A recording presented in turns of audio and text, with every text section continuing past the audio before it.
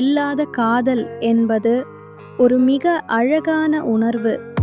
இது அழுக்காரும் ஆசையும் இல்லாத புனிதமான பாசம். இது ஒருவரின் உடலை மட்டுமல்ல, மனதையும் வாழ்வியலையும் நேசிப்பதை குறிக்கும்.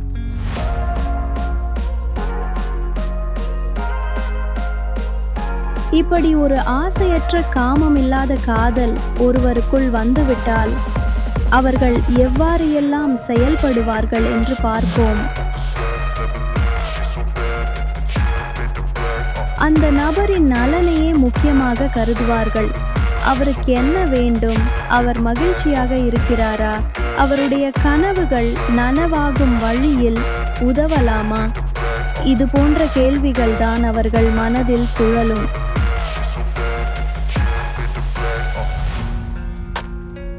அவரை கட்டுப்படுத்த நினைக்க மாட்டார்கள். நீ என்னோடாதான் இருக்கணும் என்ற பிடிவாதம் இருக்காது. அவர் எங்கிருந்தாலும் நலமாக இருக்க வேண்டும் என்பதே ஆசை. உரிமை அல்லாது சுதந்திரமான பாசம்.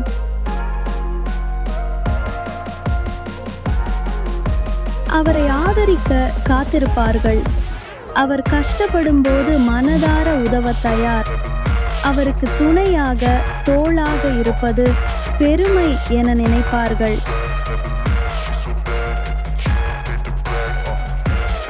அவரை பற்றி அதிகம் சிந்திக்கிறார்கள்.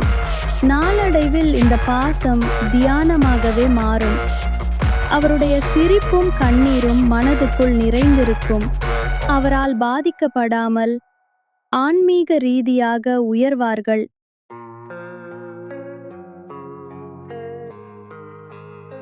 உடல் மொழி அல்ல, உள்ள மொழியே முக்கியம். கை பிடிப்பதில்லை, உறங்கிக் கொள்வதில்லை. அவருடைய வார்த்தைகள், மனநிலை, உணர்வுகள் தான் இதயத்தில் பிரதிபலிக்கும்.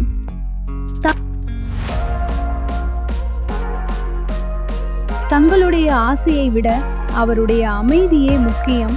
ஒருபோதும் அவரை நிர்பந்திக்க மாட்டார்கள். அவர் தூரம் சென்றாலும் பகையை உருவாக்க மாட்டார்கள். அவரின் அமைதியே தங்களின் நிம்மதியாக மாறும்.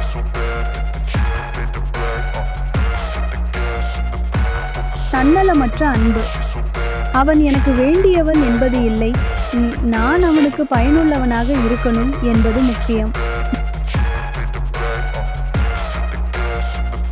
முடிவாக, காமமில்லாத காதல் என்பது அழகு பார்த்து ஆசை கொள்ளும் காதல் அல்ல, அவன் ஆன்மாவை உணர்ந்து நேசிக்கும் பாசம்.